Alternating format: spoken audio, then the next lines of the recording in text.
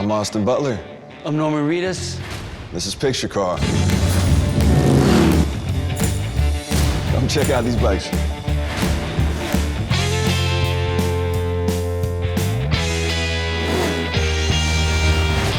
gotta get in this. This is the guy that knows more about bikes than I ever will. These two right here are the bike experts. For me, it was a lot of training on the motorcycle. Wind is in your hair, and you're riding on this open stretch of road and the feeling of freedom.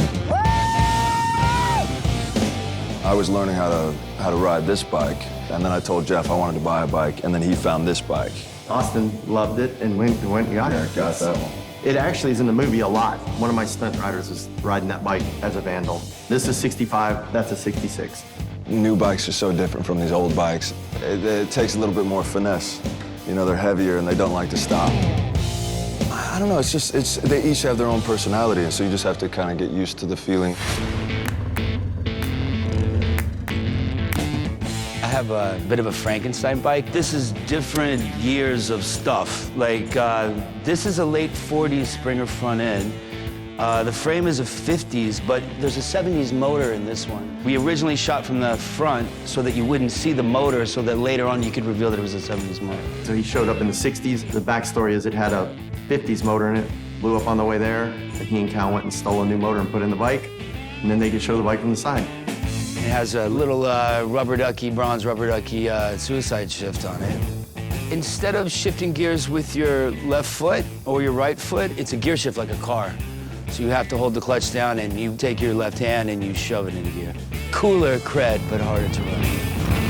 Jeff told me I cannot hold the rubber ducky to shift. He's like, if you touch this, it'll break off. So my knees are up here. I'm trying to thread this thing, but I can only put it in gear with my 2 fingers. And then right before I'm sitting up there waiting to meet you guys for the first time, and I look over at the makeup artist. I'm like, can I borrow your glasses? And I put them on and, wait, are these prescription? And she goes, yeah. And I'm like, fuck it, you know, and just went down anyway. And then later, Oliver, who owns this bike, was like, yeah, you could totally do this. So that means that Jeff didn't care if I crashed or not. He just didn't want to hurt this little dog.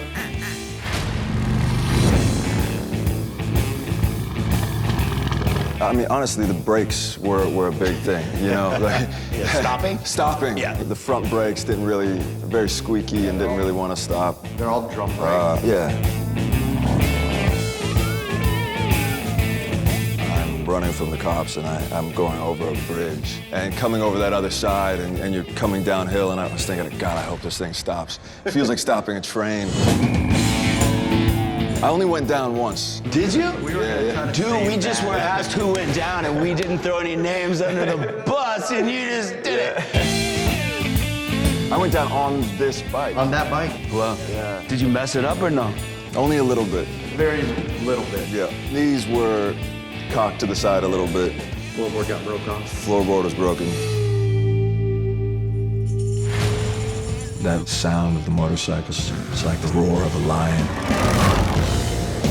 You can't have him. The club can't have him. He's mine.